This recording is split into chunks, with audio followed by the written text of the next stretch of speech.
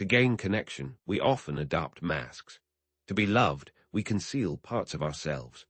To feel secure, we sacrifice authenticity, ironically finding ourselves adrift in a sea of faces, unknown even to ourselves.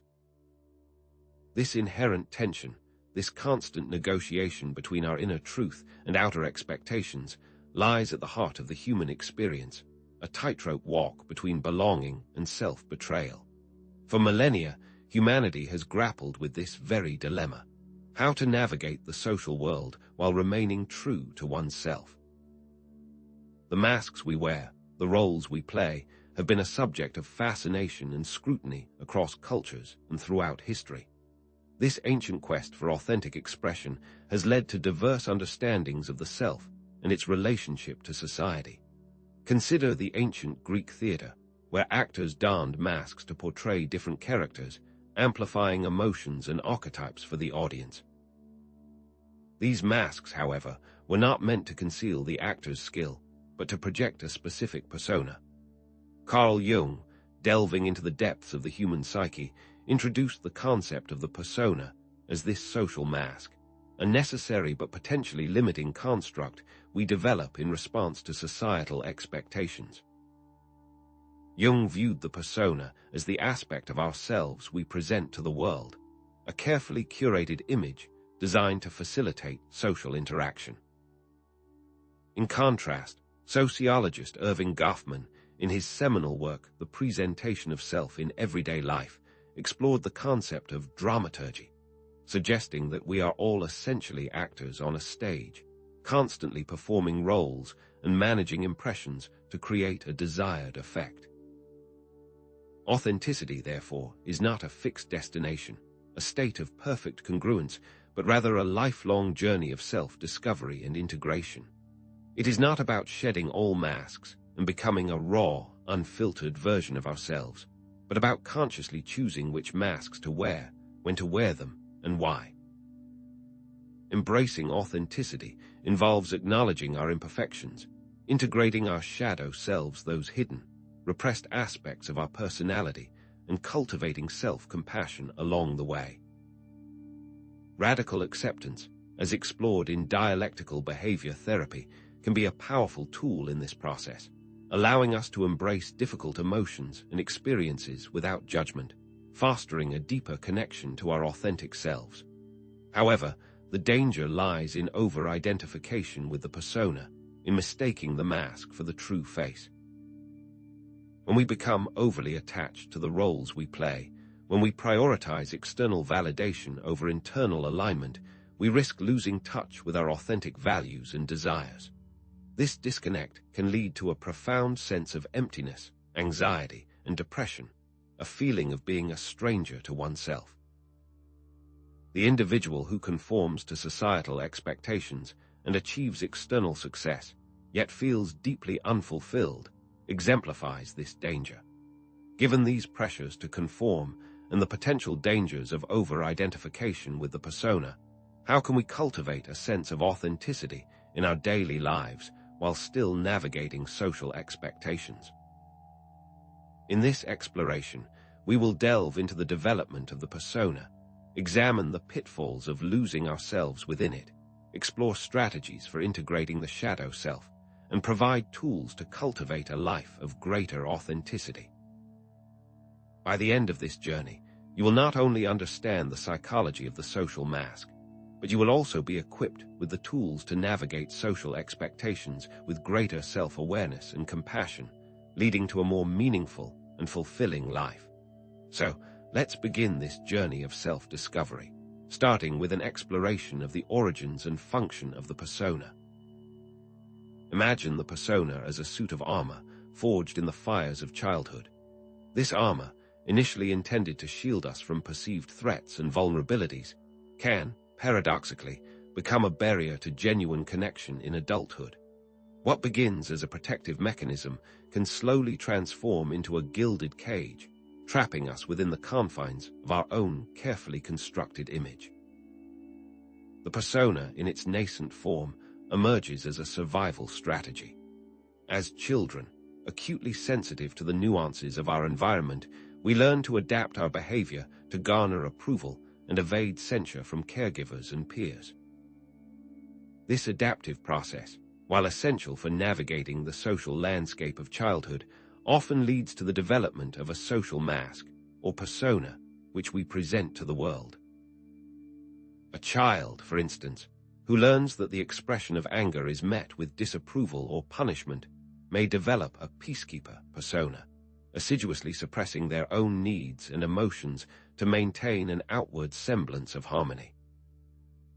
This seemingly innocuous adaptation, however, can have far-reaching consequences, shaping their interactions and stifling their authentic self-expression for years to come. Is this peace, after all, genuine or merely a performance for an audience that demands tranquility? To understand the complexities of the persona, it is crucial to differentiate between persona as a general social role and identification with the persona. The former refers to the various roles we assume in different social contexts: student, employee, parent, friend, each with its own set of expectations and behaviors. The latter, however, speaks to the degree to which we believe that our social role is who we are, a conflation of identity and performance that can lead to profound psychological distress. Identification with the persona occurs when we internalize the expectations and values associated with our social roles, losing sight of our authentic selves in the process. A successful lawyer, for example, who defines themselves solely by their professional achievements, may experience a profound crisis of identity upon retirement, questioning their worth and purpose in life now that their primary role has been stripped away. This can lead to feelings of emptiness, anxiety, and a gnawing sense of inauthenticity, as if one has been living a life scripted by others, rather than authored by oneself. Consider the case of Sarah, a woman who grew up in a highly critical environment where her worth was conditional upon her achievements. From a young age, Sarah learned to equate her value with her performance, striving for unattainable standards of perfection in all areas of her life. This relentless pursuit of excellence led her to develop a perfectionist persona, a meticulously crafted facade of competence and control designed to elicit approval and avoid criticism. Sarah excelled academically, landed a prestigious job, and cultivated an image of effortless success on social media. However, beneath this polished exterior lay a constant undercurrent of anxiety, chronic stress, and a deep-seated fear of failure. She avoided taking risks or pursuing new opportunities for fear of not meeting her self-imposed expectations, and she struggled with intimacy, fearing that others would see through her perfect facade and discover the imposter within. Her relationships were often strained by her impossibly high standards, both for herself and for those around her, creating a sense of distance and isolation despite her outward success. This resonates with the themes explored in literary works such as Ethan Frome, where characters are trapped by societal expectations and unable to express their true desires. Is Sarah truly living, or simply performing a role to garner external validation? In essence, the persona develops as a protective mechanism, a response to the demands and expectations of our environment. However, as we have seen in Sarah's case, the dangers of identification with the persona are significant, leading to chronic stress, anxiety, and a profound sense of inauthenticity. The persona, therefore, is not inherently negative. It is a tool, like any other, that can be used skillfully or wielded destructively. It becomes problematic, however, when it becomes rigid and inflexible, when it obscures our true selves and prevents us from forming genuine connections with others. So, we've seen how the persona develops as a response to our environment and how it can both protect and limit us. But what happens when we become too attached to this social mask? And what about the parts of ourselves that we consciously or unconsciously hide? Let's now turn our attention to the shadow self and how it impacts our journey toward authenticity, for within its depth lie not only our fears and insecurities, but also untapped potential waiting to be unleashed. So, what happens to these disowned aspects of ourselves? these traits and emotions deemed unacceptable by our conscious minds and societal norms. They sink into what Jung termed the shadow, the repository of all that we repress, deny, or simply fail to recognize within ourselves. It is important to understand that the shadow is not merely a collection of negative traits, but rather encompasses all aspects of ourselves that we have disowned, both negative and positive. The shadow, therefore, isn't some demonic entity lurking within. It is simply the other side of our conscious personality, the parts of ourselves that we have relegated to the unconscious, often in an attempt to conform to societal expectations or maintain a particular self-image. But here's what most people miss. The shadow, while often perceived as negative, can be a source of immense untapped potential, creativity, and wholeness. Think of the shadow as an undeveloped film negative. While it may appear dark and distorted, it contains the latent potential for a beautiful, vibrant image. Similarly, the shadow holds repressed emotions and instincts that, when consciously integrated, can become powerful forces for positive change and self-expression. Consider a person celebrated for their unwavering kindness, who, in the pursuit of this admirable trait, represses their assertiveness. This repression doesn't eliminate their assertiveness. Rather, it pushes it into the shadow, where it may manifest as passive-aggressive behavior, resentment, or a tendency to be taken advantage of. However, by consciously acknowledging and integrating their repressed assertiveness, this individual can learn to stand up for themselves, set healthy boundaries, and channel their energy into constructive action, becoming a more balanced and complete person. Is it not a greater kindness, after all, to oneself and others, to act with both compassion and strength? The shadow also holds unacknowledged talents and abilities that, once integrated, can lead to greater self-confidence and fulfillment. Someone who represses their anger, for example, perhaps fearing it as a destructive force, may discover a passion for social justice and become a powerful advocate for change, channeling their anger into righteous indignation and a fierce determination to fight for what is right. The key lies in recognizing that these negative emotions are not inherently bad. They are simply energies that, when properly understood and directed, can be harnessed for good. One of the most well-known examples of repressed darkness finding a way to affect our world is that of the band Joy Division. Singer Ian Curtis was known as a gentle, quiet, and intelligent person, but he was also deeply depressed. That depression, that darkness, fueled some of the most raw and influential music of the post-punk era, a sound which has influenced countless bands since. It was by expressing that darkness that he was able to connect with so many people. This process of integrating the shadow, of bringing the unconscious into consciousness, is a central aspect of what Jung termed individuation, the lifelong journey of becoming a whole and integrated self. Embarking on the path of shadow work, however, is not for the faint of heart. Initial reactions to the prospect of confronting our shadow selves are often characterized by fear, denial, and rationalization. We may be afraid of what we might find lurking in the depths of our unconscious, afraid of confronting aspects of ourselves that we have worked so hard to suppress. We might deny the existence of a shadow altogether, clinging to the illusion of our own perfection or righteousness. Or we might rationalize our negative traits, justifying them as necessary evils or blaming them on external circumstances. Robert Louis Stevenson's Strange Case of Dr. Jekyll and Mr. Hyde provides a dramatic literary exploration of these dynamics. But how, then, do we begin to explore this hidden landscape within? Fortunately, there are specific techniques for accessing and integrating shadow material. Journaling, dream analysis, active imagination, and mindful self-observation can all be powerful tools for shining a light on the hidden corners of our psyche. The journaling process involves regularly writing down our thoughts and feelings, paying particular attention to recurring patterns, emotional responses, and qualities we dislike in others, for what we dislike in others is often a reflection of what we dislike in ourselves. Specific journal prompts such as, What qualities do I most dislike in others? Or what are my recurring negative thoughts about myself? Can help to uncover hidden shadow aspects.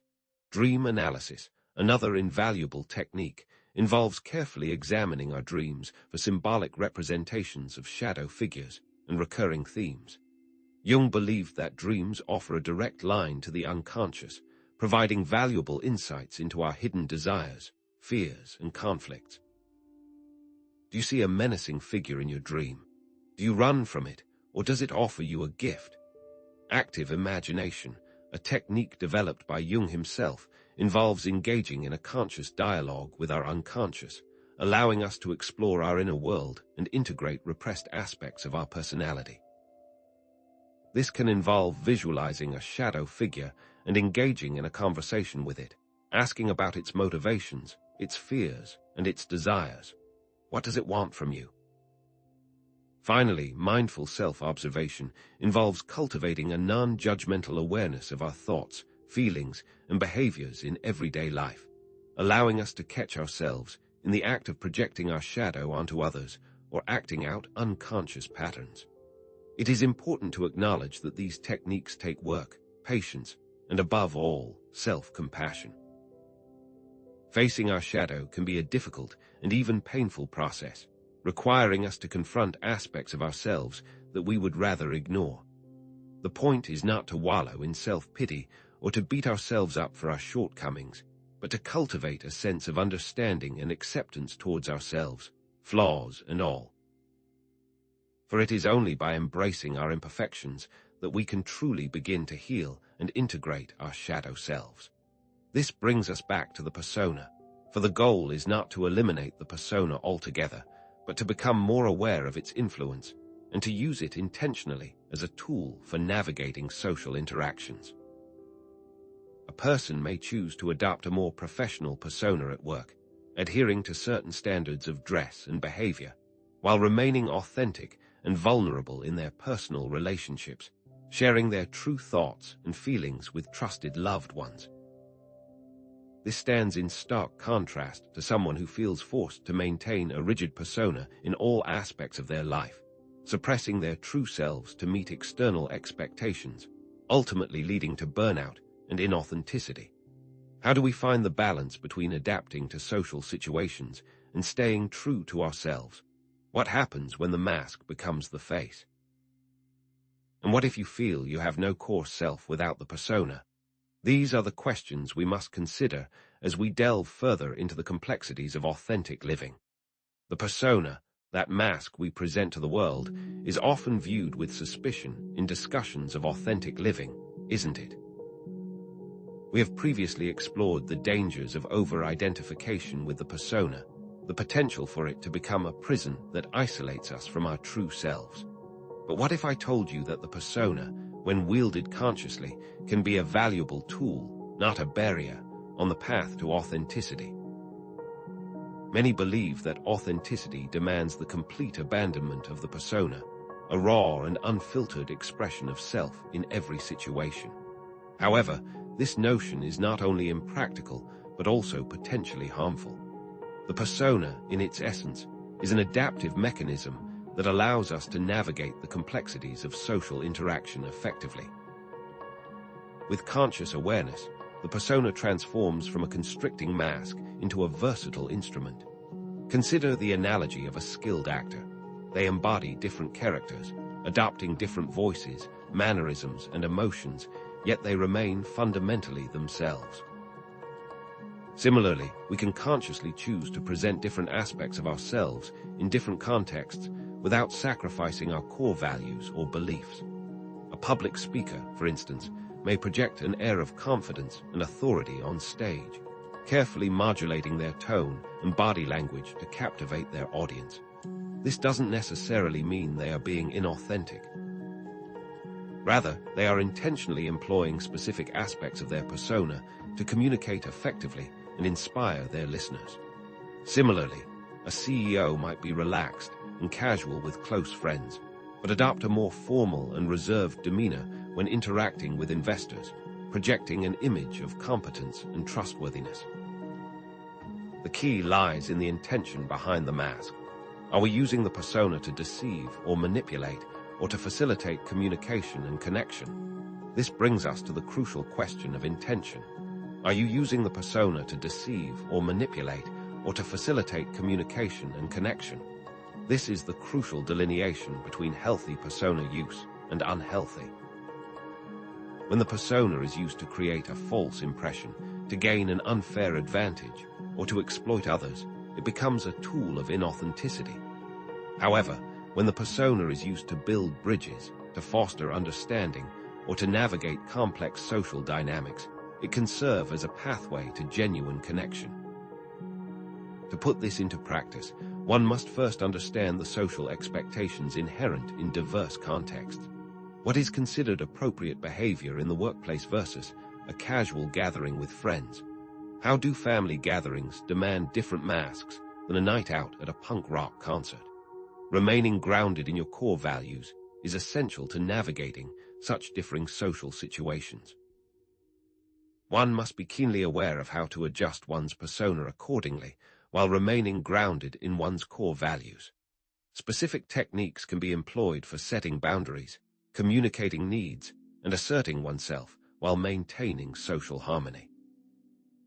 For example, using I statements to express feelings and needs without blaming others, a technique that promotes clear and respectful communication.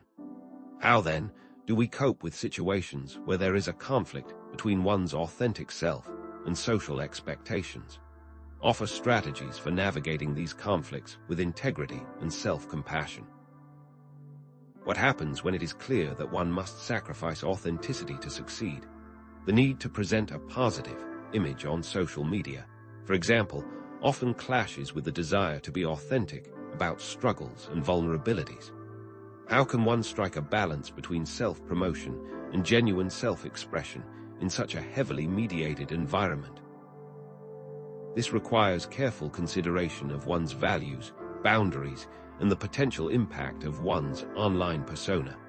This brings us to what some have termed the authenticity paradox. The very search for a single, fixed, authentic self may be a trap in itself. We often assume that there is a static, unchanging core identity to be discovered, a true self that lies hidden beneath layers of social conditioning and expectation. But what if this assumption is flawed?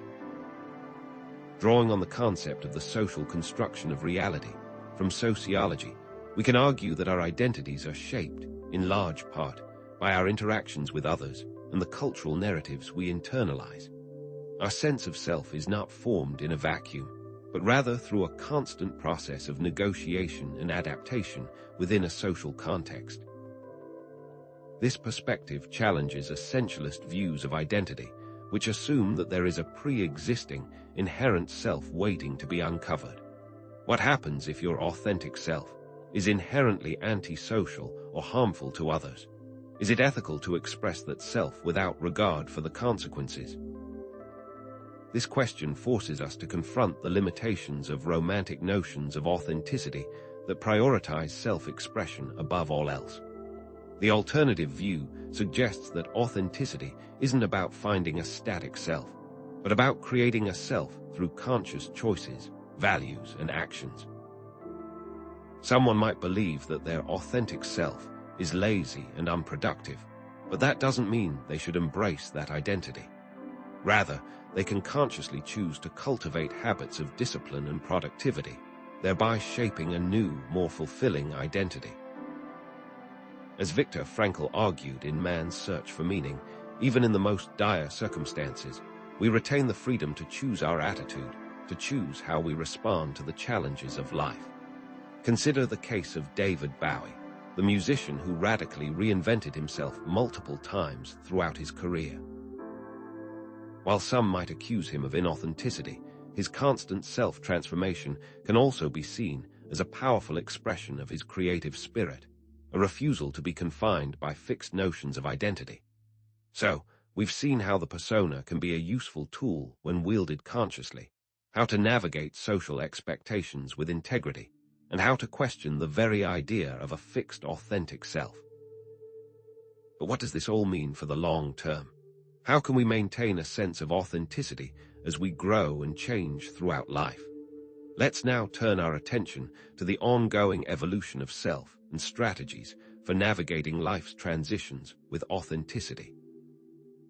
So, we've seen how the persona can be a useful tool when wielded consciously, how to navigate social expectations with integrity, and how to question the very idea of a fixed authentic self. But what does this all mean for the long term? How can we maintain a sense of authenticity as we grow and change throughout life? Let's now turn our attention to the ongoing evolution of self and strategies for navigating life's transitions with authenticity. It is in these transitions, these crucibles of change, that our commitment to authenticity is truly tested, isn't it? These moments, whether they be career shifts, relationship changes, or existential crises, have the power to either forge us into more authentic versions of ourselves or alienate us from our core values. The question is, how do we navigate these turbulent waters without losing sight of our true north? Major life transitions are not merely changes in circumstance. They are disruptions of our established routines, challenges to our deeply held beliefs, and often a forced re-evaluation of our priorities.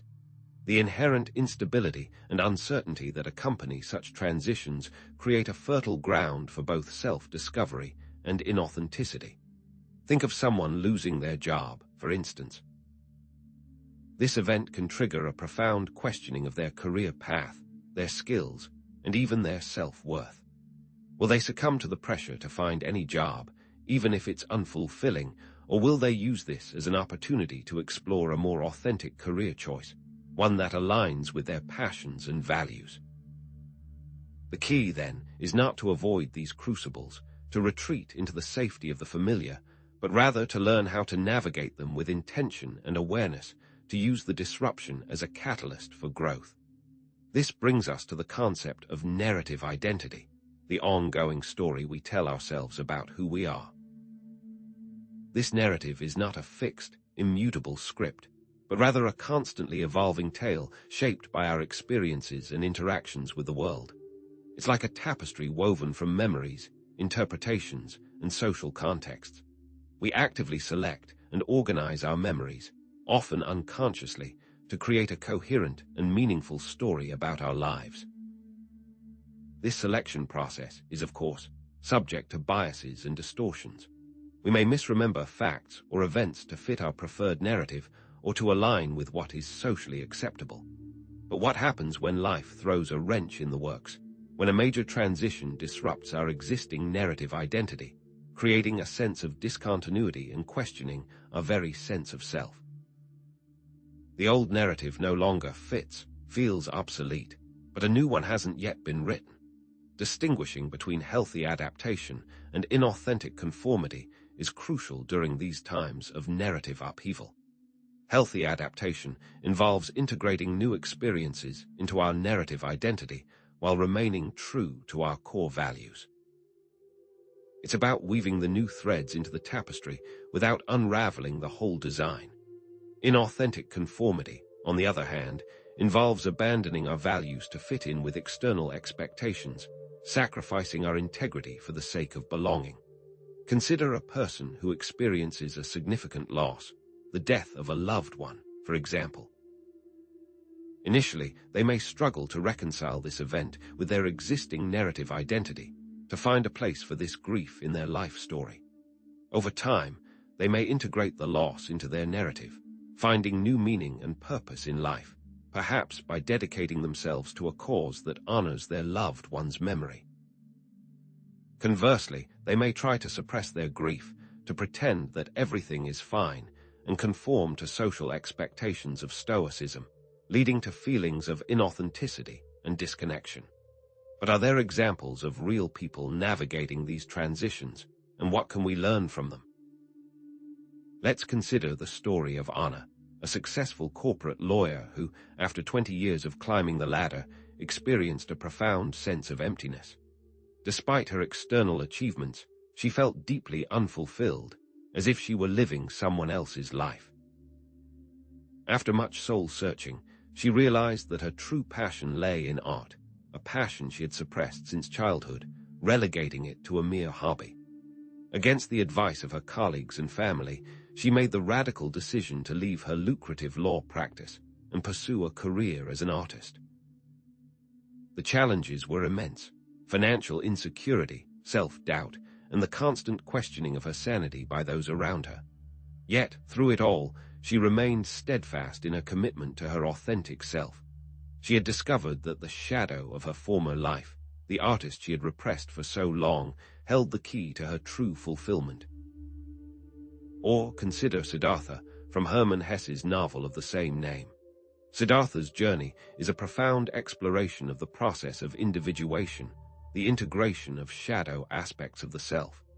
He begins his quest as a rigid ascetic, seeking enlightenment through self-denial and intellectual understanding.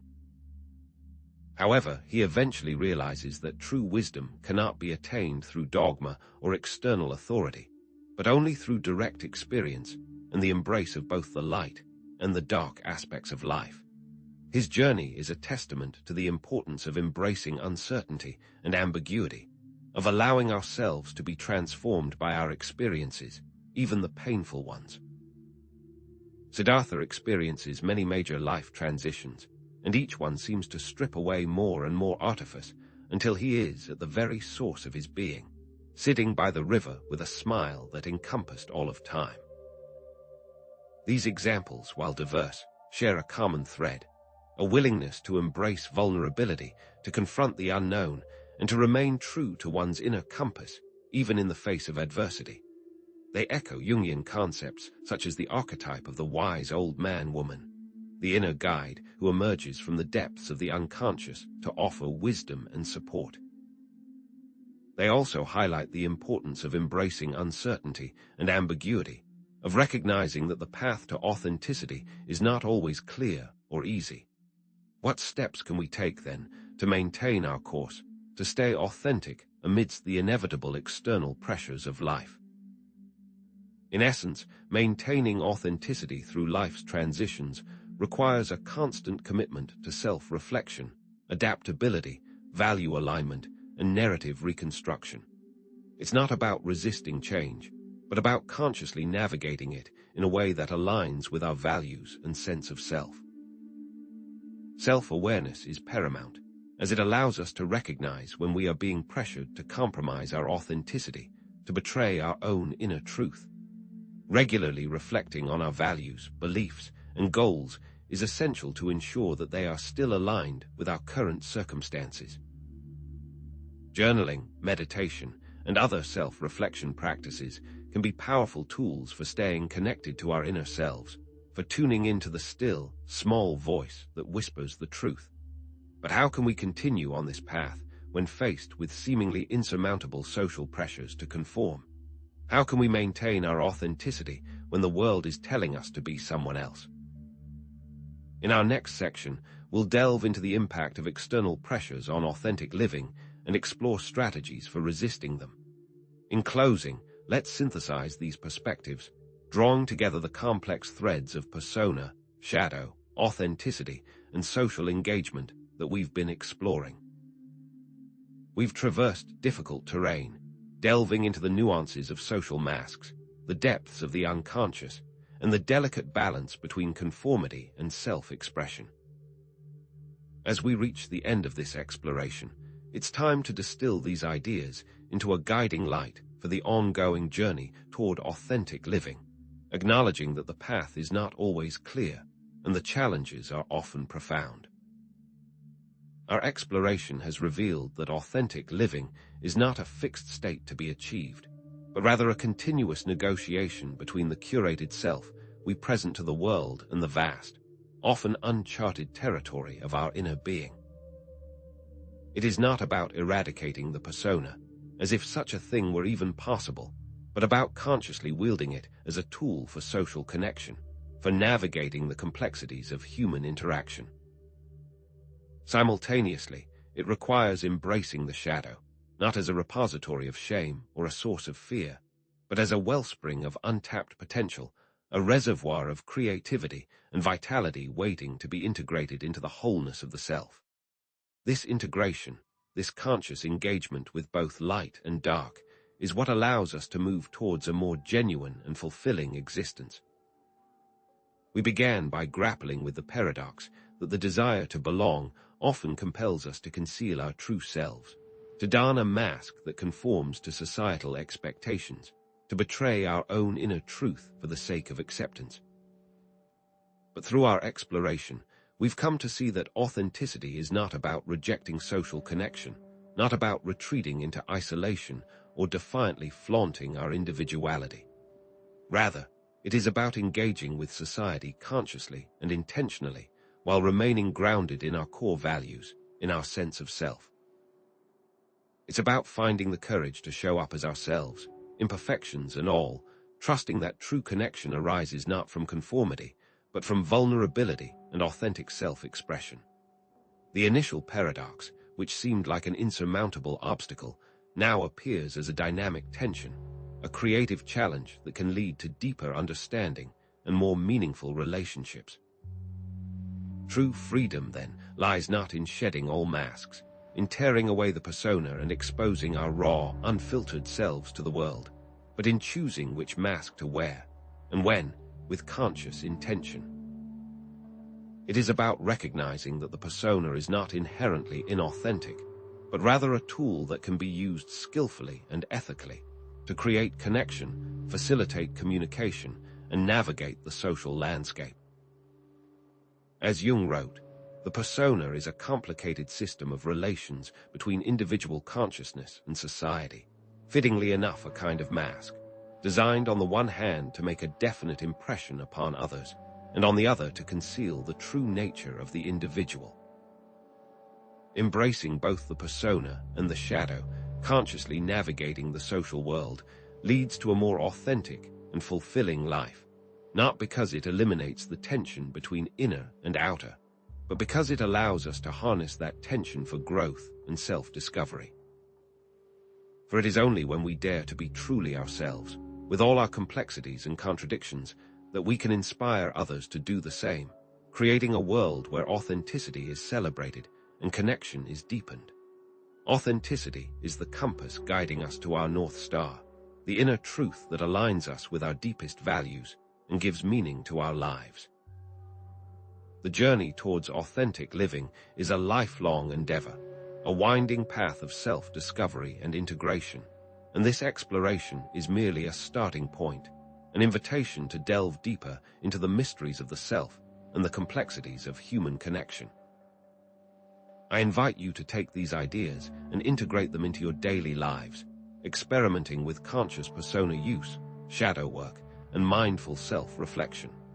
Consider revisiting this exploration, pausing at different points to reflect on the exercises we discussed and applying them to your own experiences.